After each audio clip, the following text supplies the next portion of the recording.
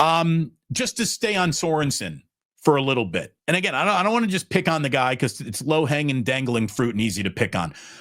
What would the arbitration case to keep Nick Sorensen sound like?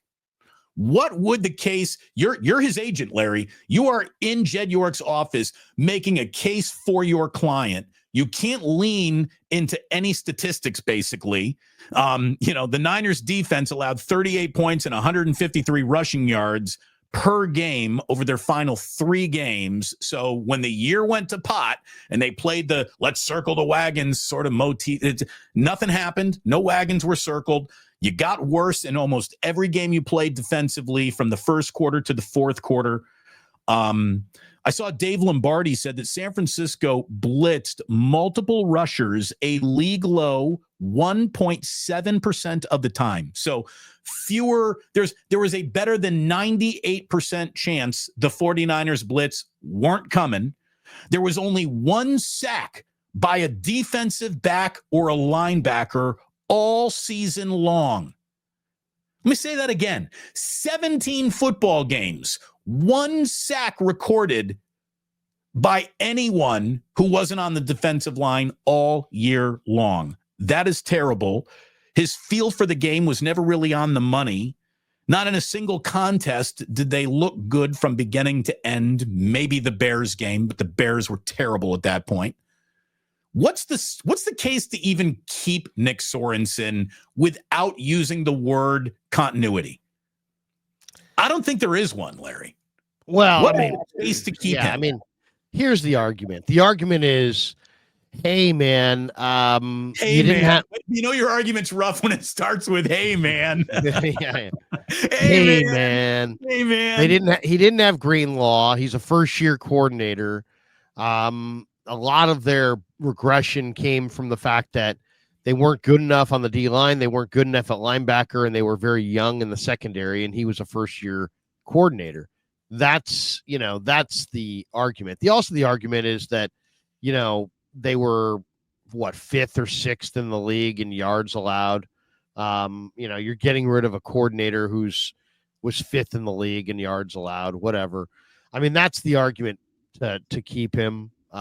Is that, the players like him and, he's going to allow you to have defensive continuity, which you do like on some level because you like, your DB coach, you like your D-line coach, you like your staff, you like your plan. You just don't like the fact that you didn't get it done. So you might say that, well, he needs another go round because it wasn't really his failure. But, once again, it's like, okay, so you're in a wide 9, you're rushing 4, you're not getting home.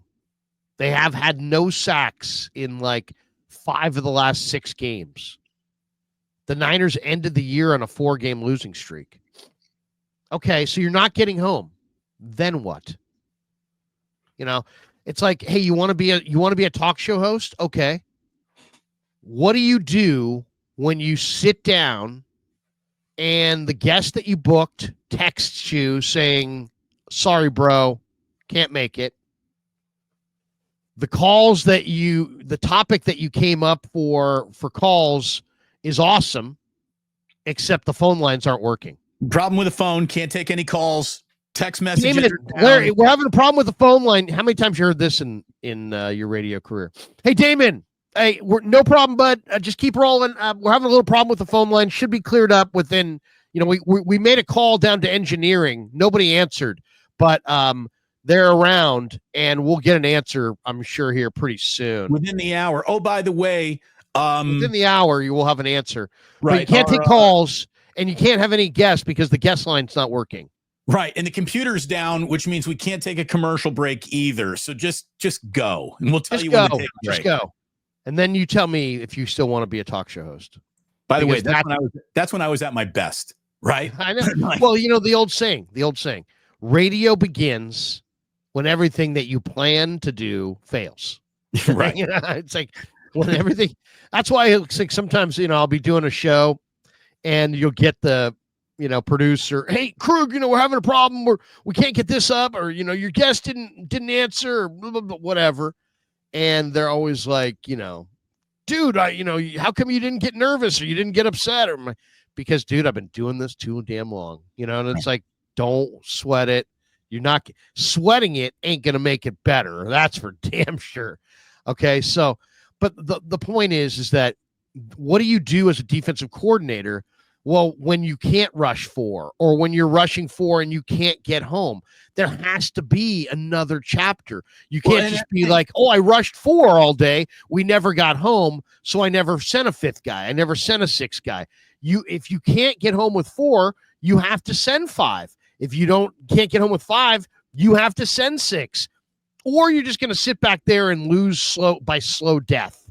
Right. And in a lot of ways, that's what happened. They just lost by slow death. Or you have a secondary that's absolutely making life a miserable hell, and there's nowhere to go with the ball. So even though you're not getting an awful lot of time, you're still not getting killed downfield, but that didn't happen either. Again, the reason to bring Sorensen back, it certainly wouldn't be because he was creative or had a feel for the game or good timing. And I don't know where Brandon Staley shares any blame in this, but for the two of them to basically look at an entire season of ineffective football and never adjust, never become more aggressive with exotic or design blitzes that no one saw coming. I saw Brock Purdy get hit with a shit ton of blitzes that he didn't see coming this year. How come other teams are able to didn't see those coming blitzes, but the 49ers are incapable of it?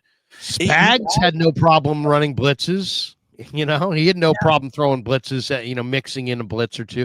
I mean, that's the job, right? You got to mix it up. And when you aren't getting home, you got to show creativity. There was none. None. Sorensen's blitzes were like equal parts rare and ineffective. So, he hardly ever did it. And I'm tired of the excuses. I mean, I was offered up so many excuses this year. I tuned into the football hour one day and I heard Tim Ryan telling Greg Papa that the reason that Sorensen is not good at dialing up blitzes is because they don't blitz very often. Well, I mean, what is that? I mean, so you don't blitz very often, and because of that, you're not good at dialing them up. Then you're not good at your job, because that's one of the elements of doing the job, is being able to dial up some extra heat. I mean, it's just. And having the feel, knowing when to send that blitz, knowing when it will catch the other team. It's the feel of the game. And it felt like the Niners, offensively and defensively, had trouble feeling the game that they were in all year long. And a lack of adjustments are a big part of this, why it all went down in flames season. It really, really feels that way. Not only lack of adjustments, it was the lack of any kind of anything. Like, for example, urgency. Well, I mean, like, you remember the Singletary era. Oh, sure do. He would go to the podium and they would lose, and he would be asked questions, and he would carve out his safe space. I got to watch the film, because he realized when he gave that bullshit excuse that people actually stopped throwing questions in his face. So he viewed it as a safe space. So every time after the game, when you would ask Singletary questions, he would be like, I got to watch the film. Dude, you were just at the freaking game. You didn't see the game. You can't remember what just happened in the game. What are you that punch drunk from having played that you can't? Can tell me every single play that just happened in sequential order without even looking at a sheet.